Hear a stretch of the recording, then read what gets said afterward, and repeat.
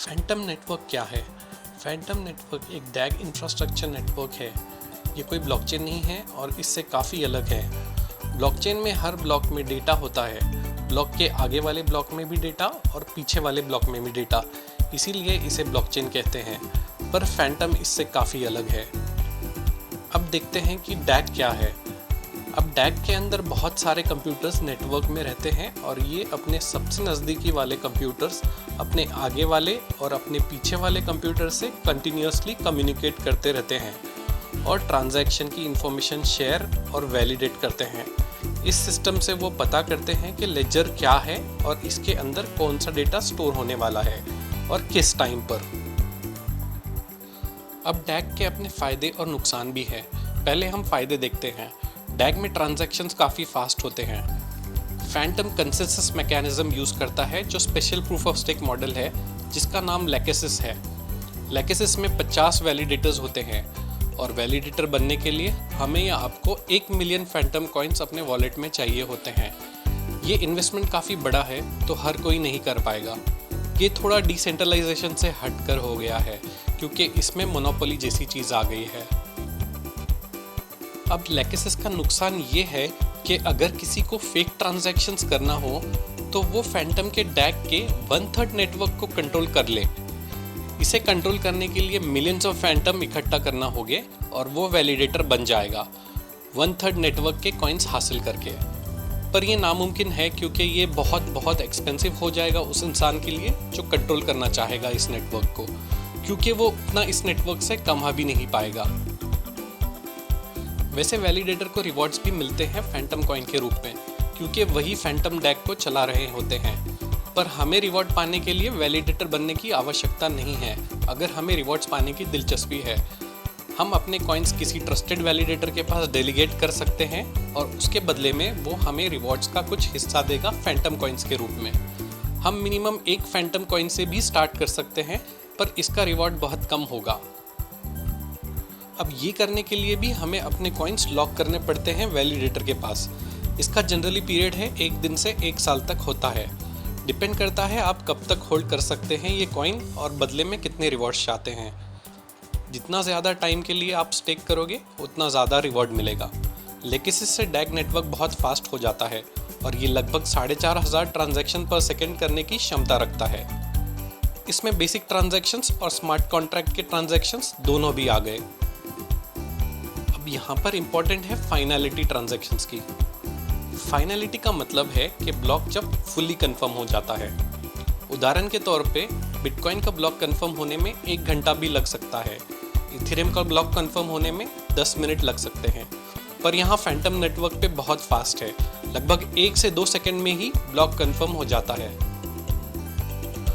Transaction cost भी बहुत कम है फैंटम नेटवर्क में। एक ट्रांजैक्शन को 1 पेनी से भी कम फीस लगती है जो कि नेग्लिजिबल है, माने 10 पैसे से भी कम है भारतीय मूल्य में। इस नेटवर्क में एक और बड़ा मज़ेदार फीचर है। अगर आप अपने फैंटम कॉइन्स को स्टेक करेंगे लंबे समय के लिए तो आपको बदले में FUSDs मिलेंगे। FUSDs $1 के जितना होगा एक्सचेंज रेट में। ये 5:1 रेशियो के हिसाब से होता है। मतलब वोलेटाइल मार्केट में अगर फैंटम कॉइन के रेट्स मजबूत रहेंगे तभी ये मुमकिन है। फैंटम EVM कंपैटिबल है, यानी इथेरियम वर्चुअल मशीन को सपोर्ट करता है। सिंपल वर्ड्स में समझे कि आपका कोई एप्लीकेशन इथेरियम नेटवर्क पर बिल्ड हुआ हो तो आप उसे फैंटम नेटवर्क पर जस्ट कॉपी पेस्ट करके यूज़ कर पाएंगे, थोड़े बहुत माइनर चेंजेस करके। ये काफ़ी दिलचस्प फीचर है फैंटम का। इससे आपका एप्लीकेशन बहुत फास्ट हो जाएगा और गैस फीस भी ना के बराबर लगेगी। फैंटम नेटवर्क बहुत सारे इंसेंटिव प्रोग्राम भी चलाता है। फैंटम नेटवर्क ने $500 मिलियन लगभग भारतीय 400 करोड़ रुपए उन डेवलपर्स के लिए एलोकेट करके रखे हैं जो फैंटम नेटवर्क पर एप्लीकेशन बनाएंगे जो दुनिया के लिए यूज़फुल हो और कोई अच्छा सोल्यूशन प्रोवाइड कर सकेंगे।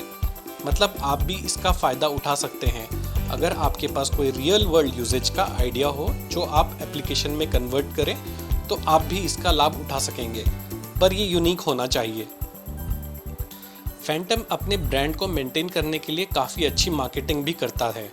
उन्होंने डैप्स बना रखे हैं जैसे SukiSwap जो एक डिसेंट्रलाइज्ड एक्सचेंज है, या कहिए टैरोट टैरोट गेम्स कार्ड जैसे चलता है, जो एक लेंडिंग और बोरोइंग प्रोटोकॉल है, या हो स्क्रीम फाइनेंस जो आवे की तरह है। फैंटम के पास काफ़ी अच्छी क्रिएटिव मार्केटिंग टीम है जो बिहाइंड द स्क्रीन काम कर रही है। अब थोड़ा गवर्नेंस के बारे में देखते हैं कि फैंटम का नेटवर्क कैसे गवर्न करता है। जनरली दूसरे ब्लॉकचेन्स में गवर्नेंस वोटिंग के थ्रू काम करता है, मतलब जो जितने कॉइन्स होल्ड करता है उतने अमाउंट के बराबर उसकी वोटिंग का वजन होगा। पर ये प्रोजेक्ट को हाँ और ना कहने के लिए ही होता है दूसरे ब्लॉकचेन्स में। पर फैंटम नेटवर्क में ये रेटिंग बेसिस पे होता है, मतलब कोई नया आइडिया लाया कोई एप्लीकेशन क्रिएट करने के लिए फैंटम नेटवर्क पर जिसे इन्वेस्टमेंट चाहिए हो, तो सारे कॉइन होल्डर्स रेटिंग करेंगे उस प्रोजेक्ट पर 1 से 4 स्टार के बीच। जिसके ज़्यादा पॉइंट्स आएंगे एवरेज के, उसका प्रोजेक्ट सिलेक्ट होगा फाइनेंसिंग करने के लिए। पर उस प्रोजेक्ट को एटलीस्ट 66% येस होना चाहिए, तो ही वो आगे बढ़ पाएगा। अब देखते हैं फैंटम के टोकेनोमिक्स को। फैंटम एक इन्फ्लेशनरी कॉइन है। आज की डेट में फैंटम का सर्कुलेशन सप्लाई 2.6 बिलियन कॉइन का है और 500 मिलियन कॉइन स्टेकिंग में है स्मार्ट कॉन्ट्रैक्ट में। फैंटम आज 27 जुलाई 2022 को 30 सेंट्स पर ट्रेड कर रहा है, जो कि लगभग 240 रुपये है भारतीय मूल्य में। उम्मीद है आपको ये वीडियो पसंद आया होगा। अगर पसंद आया हो तो प्लीज़ इस वीडियो को लाइक करिए और हमारे चैनल को सब्सक्राइब करिए। हम ऐसे कई और क्रिप्टो रिलेटेड वीडियोस आपके लिए फ्यूचर में ले आएंगे। Thank you.